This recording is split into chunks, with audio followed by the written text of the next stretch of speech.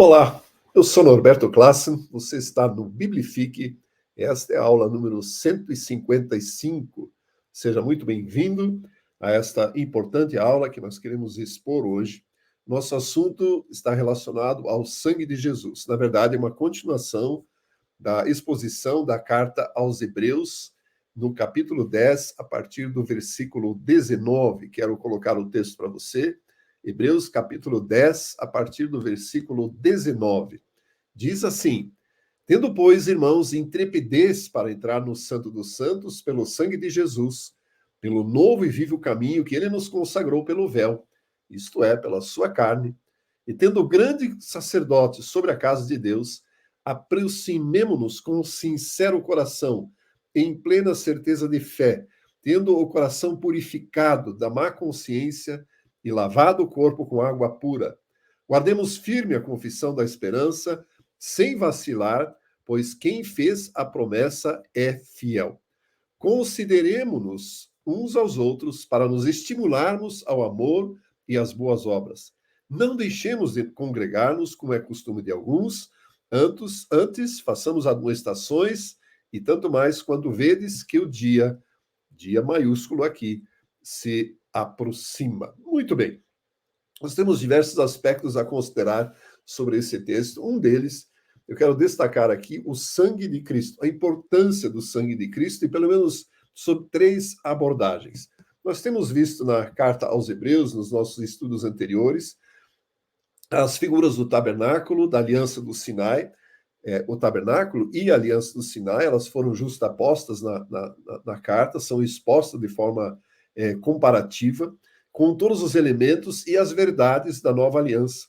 Em aulas anteriores, inclusive, informamos sobre ou expusemos as cláusulas da nova aliança que nos beneficiam e que nos aproximam ou permitem a aproximação de Deus, para que nos tornemos verdadeiros adoradores, conectados em Deus, ou conectados com Deus, em Cristo Jesus, por meio desta aliança. E aqui estão outras verdades relacionadas ainda ao mesmo assunto. A exposição do escritor é bastante extensa e bastante minuciosa.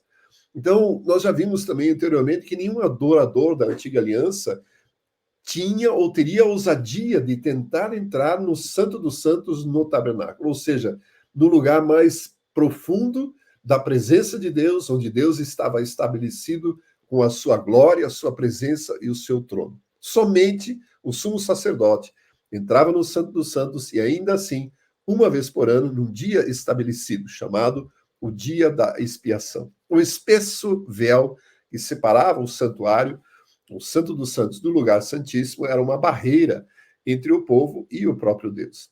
Somente pela morte de Cristo, isso nós entendemos, inclusive pela carta aos Hebreus, é que esse véu foi definitivamente retirado e o acesso liberado, então, para o santuário celestial onde Deus habita. Isso quer dizer que na nova aliança não há impedimentos legais e outras obrigações para acesso ao trono de Deus, por este novo e vivo caminho. Aliás, essa expressão, eu e você precisamos guardar no coração, escrever no nosso coração, permitir que o Espírito ministre um novo e vivo caminho, né? Que marca o término da dispensação antiga, da antiga lei, da lei cerimonial, e a inauguração de uma nova ordem espiritual. Os sacerdotes da antiga aliança passavam por vários ritos, processos de purificação, e pela aplicação neste dia da expiação. Em seu ministério habitual, diário, os sacerdotes deveriam lavar-se na bacia de bronze, que ficava justamente na entrada do lugar santo, que é um simbolismo da própria purificação pela palavra de Deus. E ainda assim, então, entravam e nunca sem sangue. Capítulo 9 destaca isso, 9 de Hebreus destaca nunca sem sangue. Então, diferentemente desta realidade, e nós somos convidados pela graça à presença de Deus por este novo e vivo caminho. Jesus Cristo, pela sua obra, garante acesso irrestrito à presença de Deus. A própria santidade de Deus não nos mantém fora. Nós somos incapazes por nós mesmos pelos nossos próprios esforços, pelo nosso comportamento, de acessarmos a presença de Deus. Isso só é possível por esse novo e vivo caminho que Cristo Jesus consagrou para nós.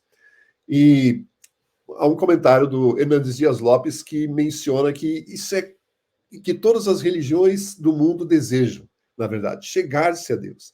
E elas inventaram toda sorte de métodos e de artifícios, sacrifícios humanos, práticas de boas obras, seguir determinados rituais. Tantas religiões há no mundo quanto há métodos e sistemas diferentes para tentar se chegar, se aproximar a Deus. O cristianismo é a única, então assim chamada religião, em que Deus veio ao mundo para morrer e levar o seu povo ao seu encontro. É nisto que cremos, quando dizemos que somos cristãos, estamos afirmando que cremos que o acesso a Deus está aberto, mediante Jesus, mediante a obra de Cristo, para todo aquele que crê. Ou seja, a fé aqui é o elemento necessário, mediante o qual a graça se torna verdadeira para nós. Muito bem, é um elemento comum e bastante frequente nos escritos de Hebreus e em toda a Bíblia, que está relacionada ao sangue. Este elemento é o sangue. Aliás, todo ritual de celebração de alianças envolvia sangue, derramamento de sangue, sacrifícios de animais. E eu quero expor aqui hoje 3 aspectos sobre a importância do sangue e por que ele é tão importante. Nós sabemos, você sabe disso, que o pecado interrompeu o relacionamento de Deus com o homem. A desobediência do primeiro casal fez com que eles fossem expulsos do jardim e o relacionamento, a comunhão que até então existia de forma extraordinária, maravilhosa, foi simplesmente extinto. E a consequência disso é a própria morte do homem, a morte espiritual, física em todos os sentidos. Apesar disso, Deus nunca desistiu do homem. E aí nós temos todo o relato da Bíblia, a partir de Gênesis capítulo 3, que nos mostra o desejo de Deus de resgatar a comunhão com o homem. Ou seja, Deus vai atrás. Como que faz isso? Há um elemento necessário para isso, o sangue. Ou seja, Deus decidiu entregar a sua própria vida para resgatar a vida do homem, por meio do sangue do seu Filho, Jesus Cristo. A partir de Gênesis 3, nós temos toda a história do resgate, da redenção, da reconciliação da humanidade toda com o seu Deus, mediante uma aliança que é celebrada com o derramamento de sangue. Isso tem um seu significado e a própria Bíblia explica ou fala a respeito disso. Deus menciona e determina que a vida está no sangue. Ou seja, sangue é vida. Se há derramamento de sangue, significa que há derramamento ou sacrifício de vida. E esta é a única possibilidade. Por favor, gente, nós precisamos atentar para isso. A única possibilidade de nos aproximarmos de Deus é mediante o derramamento de sangue. E, obviamente, o nosso sangue, nosso próprio sangue, a nossa própria vida, não é suficiente para isso, porque ela está permanentemente contaminada, corrompida pela própria natureza que habita em nós. Então, Levítico 17:11 afirma que a vida da carne está no sangue, e o sangue faz expiação pela vida, ou seja, o sangue faz o sacrifício necessário de aproximação de Deus da própria vida. Então, o sangue executa o sacrifício necessário pela própria vida. Então, nós podemos determinar que nesse aspecto, na linguagem de aliança, que inclusive permeia, atravessa toda a Bíblia, o sangue é a fonte de vida e o meio pelo qual a vida tem continuidade. O sangue era a vida entregue à morte para a satisfação da própria lei e da justiça de Deus. Por meio do sangue, obteve-se o perdão dos pecados. No nosso caso, ou na nova aliança, o sacrifício do próprio Senhor Jesus Cristo. Deus não tem outro meio de tratar com o pecado e com o pecador, senão pelo próprio sangue. Nos tempos do Antigo Testamento, da Antiga Aliança, o povo de Deus não poderia obter o perdão dos seus pecados, a não ser pela entrega, pelo sacrifício de algum animal substitutivo da própria vida, que lhe pertencia, obviamente, para que obtivesse novamente a reconciliação, a retomada, a conversão para um caminho de retidão para com Deus e assim se aproximar novamente. O Senhor Jesus não ofereceu a sua própria vida, nem derramou o seu sangue para nos poupar do sacrifício da vida.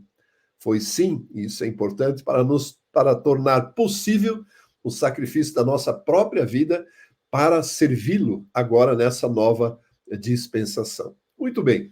Eu quero, como eu já disse, destacar aqui 3 elementos a respeito da importância do sangue e o valor do sangue, que estão diretamente relacionados ao texto de Hebreus, capítulo 10, a partir do 19 que nós lemos. Primeiramente, que não está necessariamente mencionado os Hebreus, mas que nos leva a pensar a redenção pelo sangue. Para isso, nós precisamos ler e contemplar as Escrituras, e aí vamos para os escritos de Paulo em Romanos, capítulo 3, a partir do versículo 21, que eu quero colocar aqui.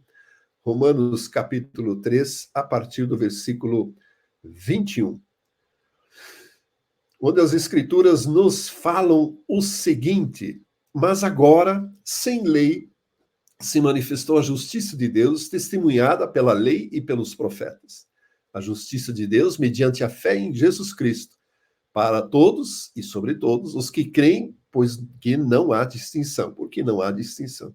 Pois todos pecaram e carecem da glória de Deus, sendo justificados gratuitamente por sua graça, mediante a redenção que há em Cristo Jesus. Esta palavra é chave aqui, né, para a compreensão do nosso assunto. A quem Deus propôs no seu sangue, como propiciação mediante a fé, para manifestar a sua justiça por ter Deus, na sua tolerância, deixado impunes os pecados anteriormente cometidos. Segundo a exposição de Paulo, o que ele nos quer dizer é que eu e você somos justificados gratuitamente pelo sangue, porque a vida está no sangue e Jesus Cristo, o seu próprio sangue, foi suficiente para justificar toda a humanidade diante dele. A palavra redenção, conforme está mencionada aqui, ela inclui tudo quanto Deus fez em prol do pecador.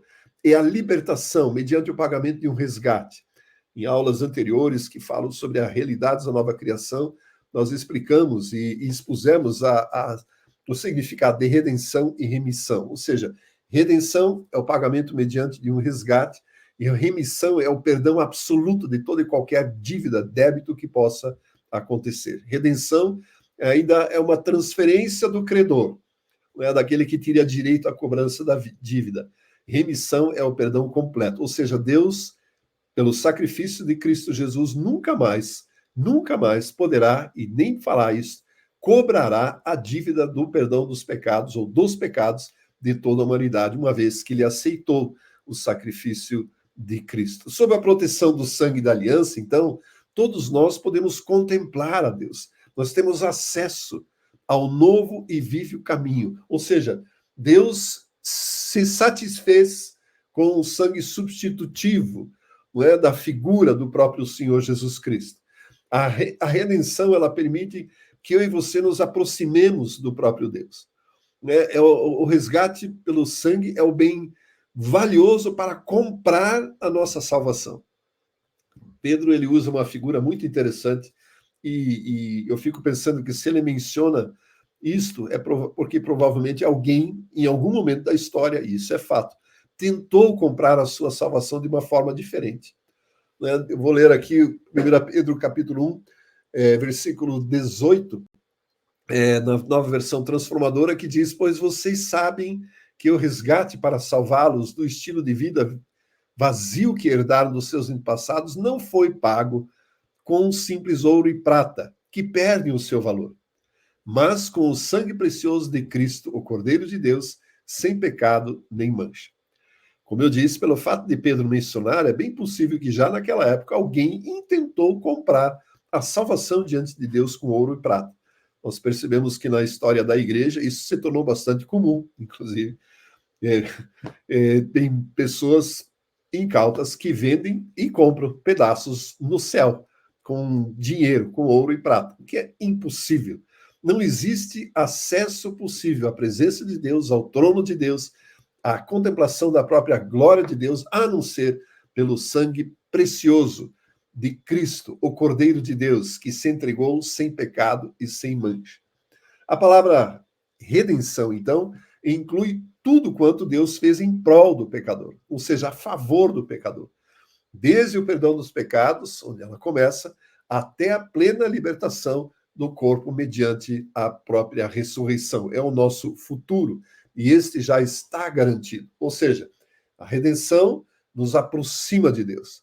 A redenção faz algo a favor do pecador, ou seja, o perdão dos pecados. Se nós pensarmos que a desobediência do primeiro casal e, consequentemente, de toda a humanidade afastou, né, se interpôs no caminho da comunhão, do relacionamento com Deus, nós podemos pensar que o sangue, segundo o aspecto da redenção, nos reaproxima, reconcilia com o próprio Deus, com o Criador, com a sua glória, com a sua presença e nos torna filhos de Deus, ou seja, temos acesso à paternidade do Criador do universo como Pai. Um segundo aspecto que eu quero mencionar aqui, que está nos versículos de Hebreus que nós lemos, é a purificação pelo sangue. Então, se nós consideramos que a redenção opera a favor do pecador, ou seja, o perdão dos pecados, a purificação opera algo no pecador. Ou seja, está relacionado à poluição que o pecado produz e a purificação, a limpeza desta contaminação. Eu quero, para isso, ler um texto que está em Salmo 51, ele é bastante conhecido, provavelmente você conhece o contexto, mas imediatamente após Natã, um amigo precioso de Davi, o denunciar o seu erro, todo aquele imbróglio, todo aquele negócio que envolve a morte de Urias, o marido de Batseba, com quem ele então se casou. Davi tem um lampejo, tem uma revelação do seu erro e o expõe de uma forma magnífica. E diz assim, Salmo 51, vou ler os primeiros versículos. Ao mestre de canto, Salmo de Davi, quando o profeta Natã veio a ele, depois de ter havido ele possuído Batseba. Há algo importante aqui, um parênteses. Os salmos, diferentemente do restante da Bíblia, quando elas têm uma descrição antes do primeiro versículo de um contexto como este aqui, isso faz parte do texto original, não foi incluído por homens. Então, os salmos, diferentemente dos outros livros da Bíblia, consideram, então, seu título, ou título, quando ele existe, como parte integrante do texto. Por isso, eu fiz questão de lê-lo. Inclusive, algumas versões o incluem no versículo 1. Então, o versículo 1 diz: compadece-te de mim, ó Deus, segundo a tua benignidade, segundo a multidão das tuas misericórdias. Apaga as minhas transgressões, lava-me completamente da minha iniquidade e purifica-me do meu pecado, pois eu conheço as minhas transgressões e o meu pecado está diante de mim. Até aqui.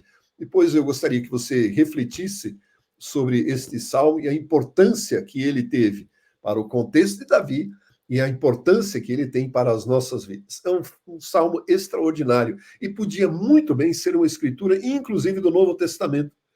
Parece-me muitas vezes que Davi tinha uma compreensão muito mais completa do Deus do Antigo Testamento do que todos os outros personagens, e ele entendia a importância da presença do próprio Deus na sua vida e esse acesso à própria presença de Deus, razão pela qual ele expõe isso de uma forma tão interessante. Agora, note que ele coloca 3 aspectos que nós podemos relacionar ao pecado e que precisam de purificação. Inclusive, nos versículos subsequentes, ele vai dizer: purifica-me com hisopo e produz em mim um coração puro. Não retire de mim o Espírito Santo.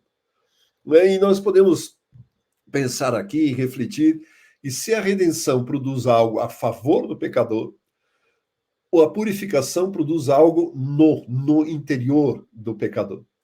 E aqui nós temos 3 palavras que elas como se fossem superlativas uma da outra. O pecado, conforme mencionado aqui no texto, significa basicamente, e biblicamente significa isso, errar o alvo. Ou seja, é o contrário exato de acertar o alvo. É infringir os mandamentos de Deus, desobedecer aquilo que Deus estabeleceu.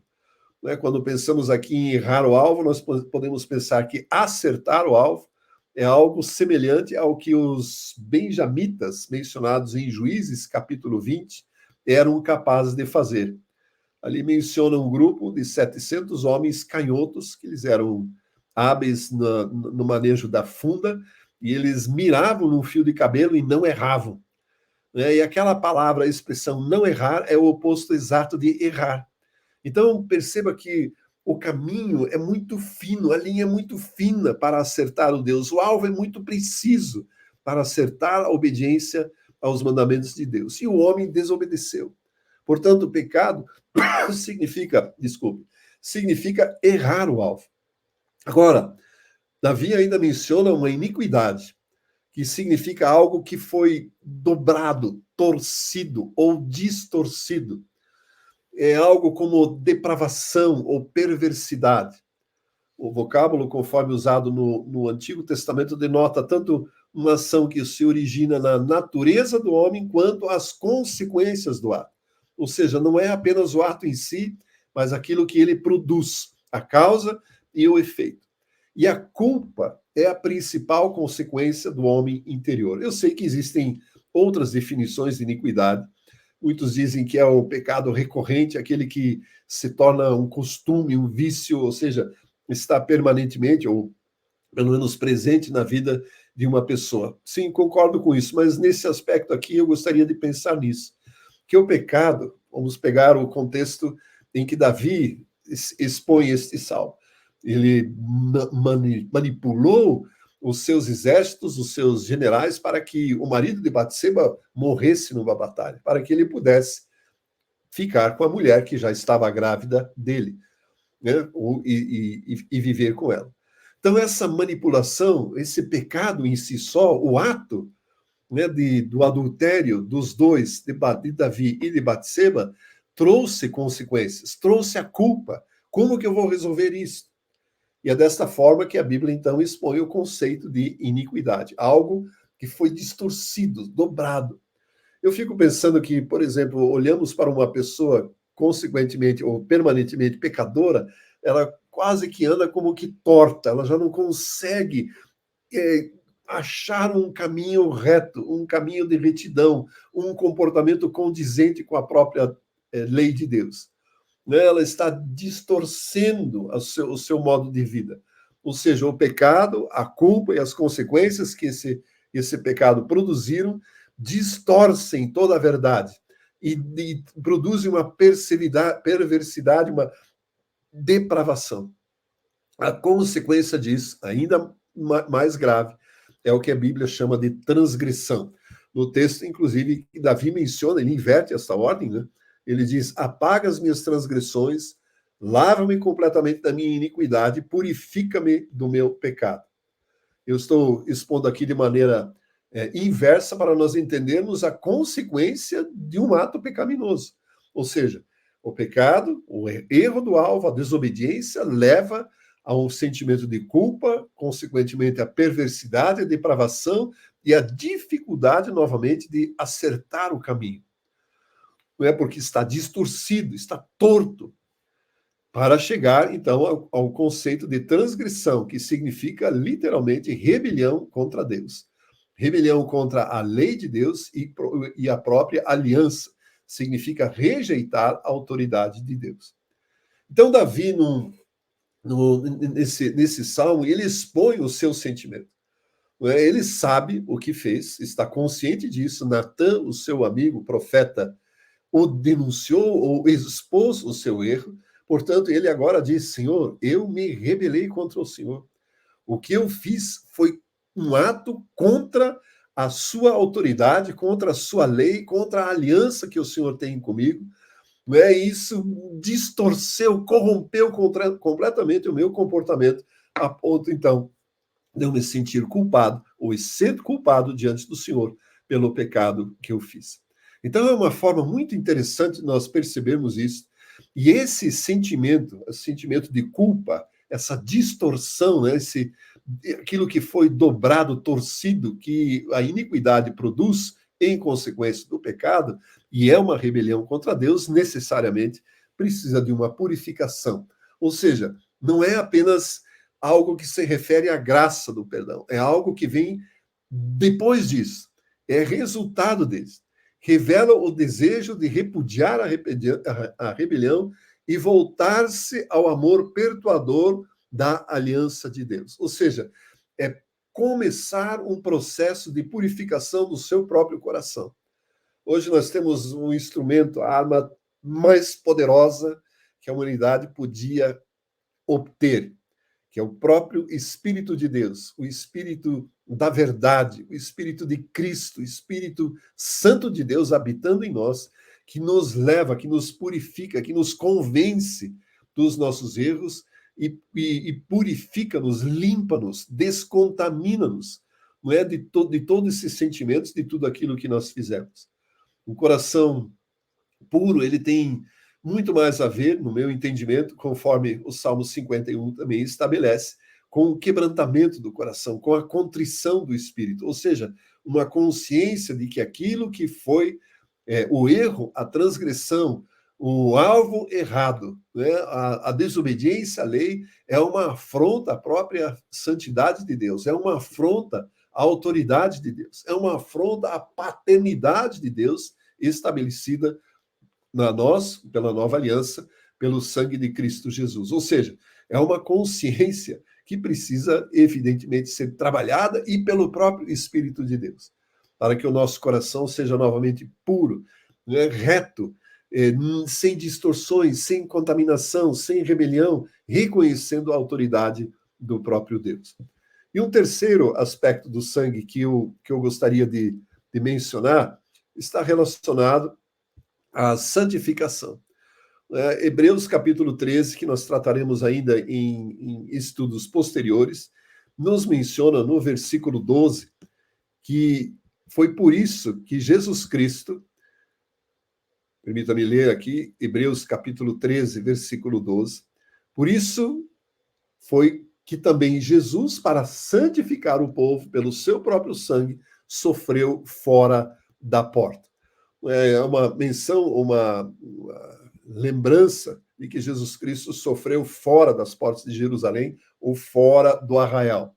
Isso é uma lembrança, conforme nós estudaremos posteriormente, do próprio tabernáculo do Antigo Testamento, da aliança, da Antiga Aliança, em que no dia da expiação um bode era enviado para fora do arraial, para fora do acampamento do povo de Israel, e antes, sobre este bode, se impunha as mãos e confessava todos os pecados da nação cometidos e que eventualmente não haviam sido ainda expiados pela oferta de um sacrifício, um holocausto, ou enfim, pelo sangue de um animal.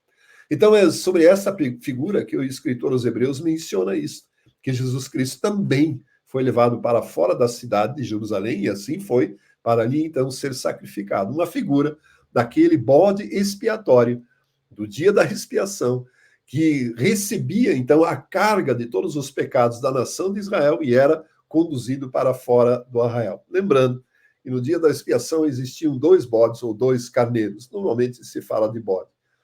Um deles era sacrificado e seu sangue levado para dentro do tabernáculo, e o sumo sacerdote, então, aspergia este sangue sobre todos os elementos imóveis do lugar santo, e inclusive do Santo dos Santos, que era a única vez no ano em que o sumo sacerdote entrava, então, no Santo dos Santos, à presença de Deus, para ali expor o sangue deste bode e para tornar o povo favorável, propício novamente diante de Deus. E outro bode sobre o qual os sacerdotes confessavam os pecados da nação, era conduzido para fora do arraial.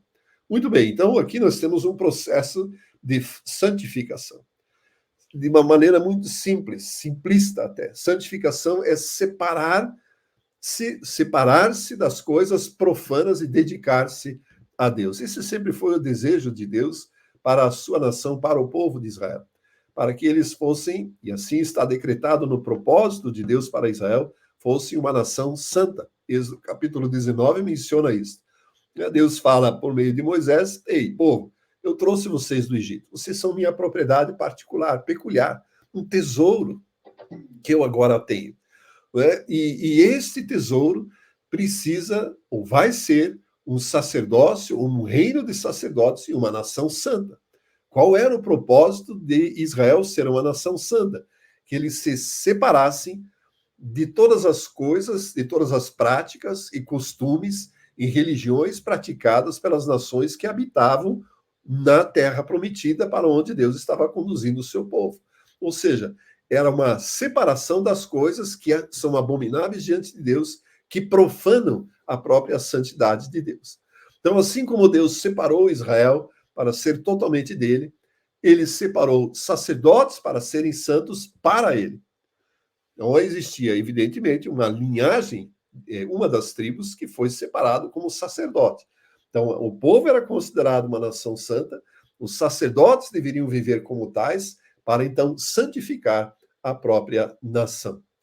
Ao olharmos para o nosso contexto aqui, a purificação opera na nossa maneira antiga de ver, enquanto a santificação diz respeito à nossa nova vida. A santificação vai além da purificação. Assim como nós vimos que a purificação vai além da redenção, do ato da redenção em si, ou seja, é um processo contínuo de descontaminação de usos e costumes da nossa antiga maneira de viver, a santificação vai além, então, da purificação. Significa a nossa total união com a própria vontade de Deus. E o desejo de viver, o processo para nos aproximar da perfeição da própria natureza de Deus. E aqui há algo muito interessante, que a santificação é operada por Deus. E inclui, evidentemente, uma disposição de viver em dedicação exclusiva a Ele. Levíticos capítulo 20, aliás, o livro de Levítico não é um dos prediletos do povo cristão, mas é o que mais fala, curiosamente, sobre a santidade, sobre a necessidade do povo de Deus ser santo. Vou ler o versículo 7, que diz, no capítulo 20 de Levítico, Levítico, capítulo 20, versículo 7. Portanto, santificai-vos e sede santos, porque eu sou o Senhor vosso Deus. Guardai os meus estatutos e cumpri-os. Eu sou o Senhor que vos santifica. Então, existem duas coisas aqui intercaladas e interessantes. Eu sou o Senhor que vos santifica. Mas existe uma ordem para nós sermos santos, santificados. Como isso é possível? Né? Existe, então, uma dedicação, um desejo de santificar-se, de ser, conforme o sentido primário da palavra aqui, de se separar de tudo aquilo que é abominável e é profano, e a ação vem do próprio Deus. Ou seja, é uma ação de Deus que vem em contrapartida a uma dedicação, um desejo do seu próprio povo, dos cristãos, dos crentes, de viverem em santificação. Eu simplesmente gosto de pensar que o Espírito é chamado de santo, o Espírito de Deus é chamado de santo, evidentemente porque Deus é santo, e ele tem a sua origem, ele é a pessoa da Trindade, faz parte do próprio Deus, é a essência de vida de Deus e não poderia ser diferente. Mas quando a Bíblia menciona o Espírito Santo, nós podemos considerar que ele é um Espírito santificador. Ou seja, ele é santo porque produzirá, mediante a ação dele e a nossa permissão, a santidade desejada por Deus, para que o nosso caráter se aproxime cada vez mais da realidade desejada por Deus. O Espírito é santo e santificador em nossas vidas, porque ele nos convencerá daquilo que não agrada a Deus. Nos ensinará o caminho da verdade, purificará os nossos corações para que sejamos cada vez mais parecidos com a própria natureza de Deus, com o próprio Deus, com a própria vida de Cristo. Esse, no meu entendimento, é um dos grandes aspectos da realidade do Espírito Santo. E, de repente, a nomenclatura ela se tornou tão prosaica, simplesmente falamos do Espírito Santo de Deus sem considerar que ele é Espírito Santo, ele é Espírito Santificador. Aliás, uma das expressões usadas no Antigo Testamento está justamente no Salmo 51, uma das 3 vezes em que a expressão Espírito Santo aparece no Antigo Testamento.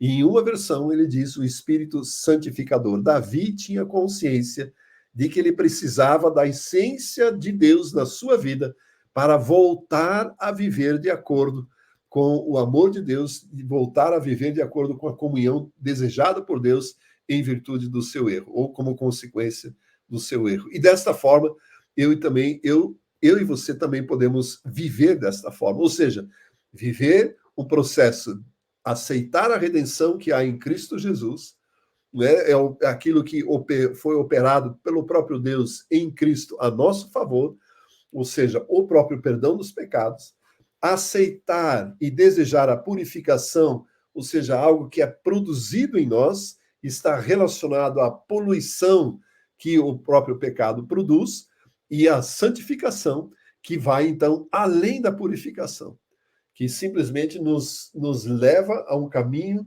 da perfeição do próprio caráter desejado por Deus. Você poderá pensar assim, mas como que eu posso viver desta forma? Como que eu serei absolutamente santo se a natureza pecaminosa insiste e permanece em mim? Isso é fato. Mas eu e você precisamos ter a consciência de que esta é a razão pela qual Deus nos deu o próprio Espírito de Deus. O seu próprio Espírito habita em nós para inscrever, gravar a letra, a lei no nosso coração para nos tornar obedientes. É o Espírito Santo de Deus que nos permite, que nos capacita, habilita a viver em obediência ao próprio Deus. E desta forma, eu e você desenvolveremos um caráter sempre mais próximo da própria natureza de Cristo, cada vez mais próximo da própria santidade de Deus. E, como consequência disso, abandonaremos gradativamente, totalmente, não sei, mas mudaremos o nosso estilo de vida para que haja um abandono total dos pecados em nossa vida. Eu ainda quero mencionar algo muito importante que está no próprio texto de Hebreus, no texto que nós lemos de Hebreus capítulo 10, versículo 19, mais uma vez, e é um convite para nós usufruirmos da graça, desse novo e vivo caminho, que evidentemente foi consagrado pelo sangue de Cristo Jesus, mas ele nos exorta a fazer algo bem interessante aqui, a partir do versículo 22. Diz: aproximemo-nos de sincero coração, em plena certeza de fé, tendo o coração purificado e de má consciência, e lavado o corpo com água pura. Guardemos firme a confissão da esperança sem vacilar, pois quem fez a promessa é fiel. Consideremos-nos uns aos outros para nos estimularmos ao amor e às boas obras, e não deixemos de congregar-nos, como é costume de alguns. Antes façamos admoestações, quanto mais quando vedes que o dia do Senhor se aproxima. Em total conexão com o que nós acabamos de expor sobre a importância do sangue de Cristo, aqui há um convite para nos aproximarmos, não é? Em plena confiança, em certeza de fé. Ou seja, uma convicção segura de que todo o processo do perdão dos pecados, da santificação, da purificação, já está operado pelo sangue de Cristo Jesus. O coração sincero mencionado aqui representa a própria consciência da importância da obra de Cristo e a aceitação das verdades da palavra de Deus.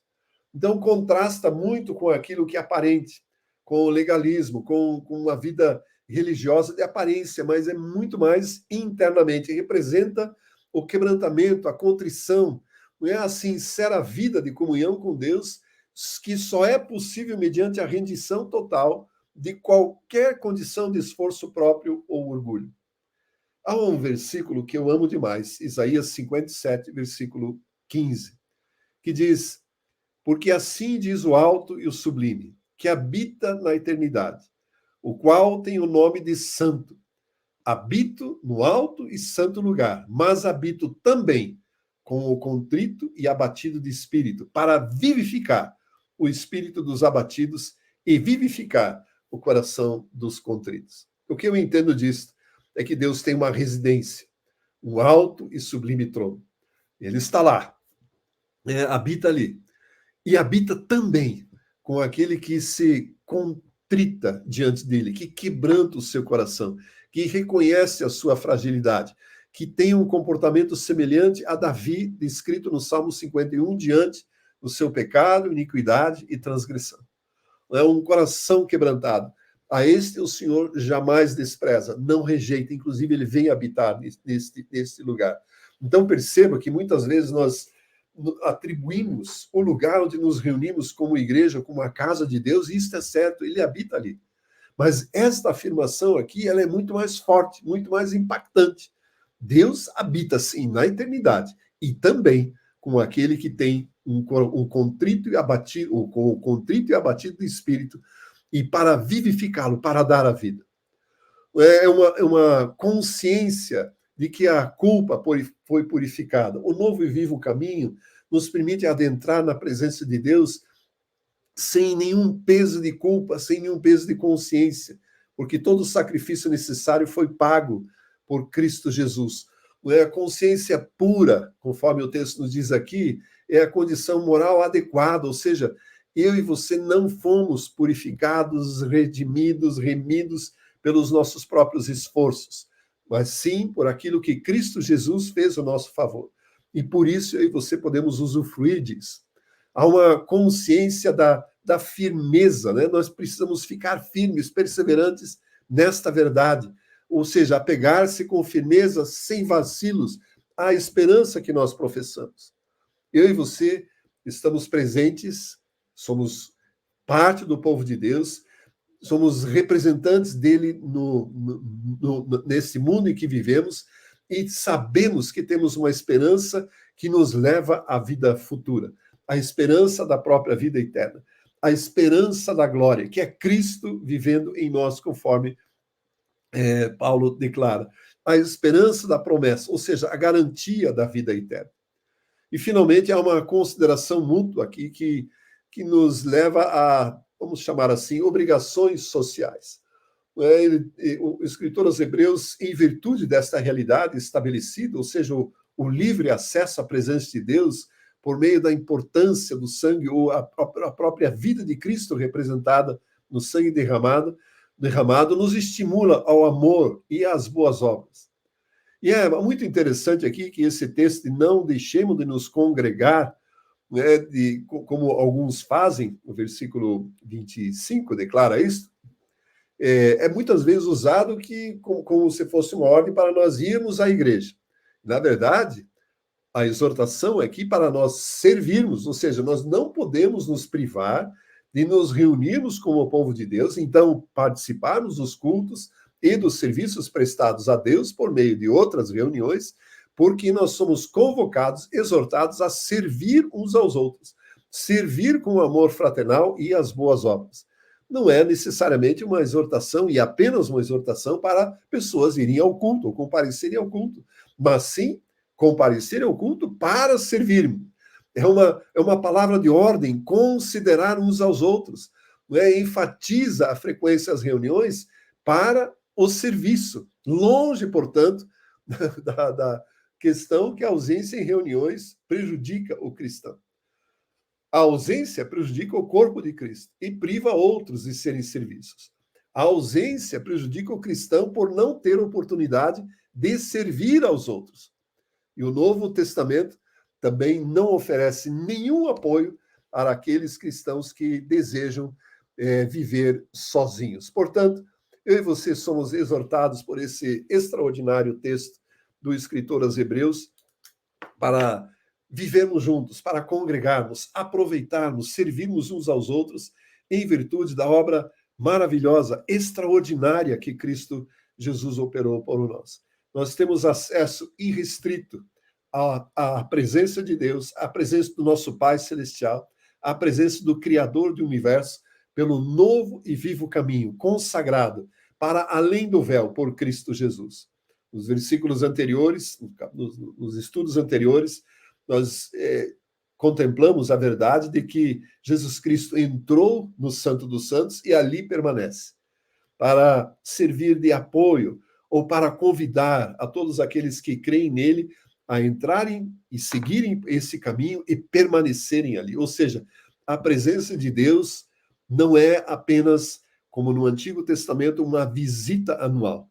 É sim permanente, porque Cristo Jesus consagrou este caminho, permanece a presença de Deus em nós, pelo sangue que nos redime, que nos purifica e nos santifica, temos acesso irrestrito a essa graça, à presença do próprio Deus, ao trono da graça e da misericórdia. Meu desejo, minha oração, e cada um daqueles que estão assistindo essa aula possam usufruir da abundante presença de Deus, da glória de Deus, da manifestação do seu poder na sua vida, mediante o Espírito de Deus, e que saibamos valorizar definitivamente o sacrifício de Jesus Cristo a nosso favor. Deus abençoe, que a paz de Cristo inunde abundantemente a sua vida, especialmente o seu coração.